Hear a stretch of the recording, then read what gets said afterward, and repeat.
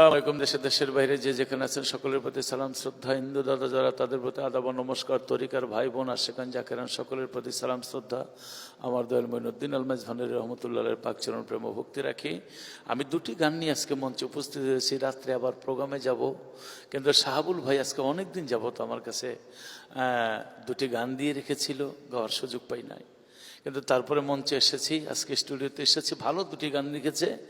তার গানের মধ্যে কলেমা নিয়ে গানটা লিখেছে। পবিত্র কোরআন শরীফের সূরা ইব্রাহিমের 24 নম্বর আয়াতের মধ্যে বলা হয়েছে, কলেমা সাজরাতুল বৃক্ষ, যার শিকড় 7 জমিনের নিচে বিস্তৃত, যার ডালপালা 7 আসমানে বিস্তৃত। 25 নম্বর আয়াতে মৌসুমি ফল দেয়। আপনারা যারা আছেন, আমি বলি তো, কলেমার মৌসুমি ফল কেউ খেয়েছেন? কিন্তু কলেমা তো মৌসুমি ফল দিয়েছে আমার আল্লাহ বলেছে। তাহলে সেই কলেমা নিয়ে শাহাবুল সাহেব, এই কলেমার যে কত গুরুত্ব, পা হইতে মাথা পর্যন্ত দেওয়াটাই একটা কলেমা। তরিকতার অনেক কথা, আমি বেশি কথায় গেলাম না, কারণ গান দুটা গাইতে হবে যেহেতু পালানা। তাই শাহাবুল সাহেবকে আমি গীতিকার হিসাবে আমি ধন্যবাদ জানাই যে তিনি আধ্যাত্মিক এবং কলেমানিয়া দেহটার প্রতি, গুরুর প্রতি প্রেম ভাব রেখে যে দুইটা গান লিখেছেন, এর জন্য আমার পক্ষ থেকে আপনাকে ধন্যবাদ জানাই এবং সকলকে সালাম শ্রদ্ধা রাখি। আমার ভাই রাজ্জাক দেওয়ান সাহেব, তিনি এই পরিচালনায় আছেন, তার প্রতি এবং যন্ত্রসঙ্গীতে যারা আছে সকলের প্রতি ভালোবাসা রেখে আমরা এখন গানে চলে যাব। ধন্যবাদ সকলকে।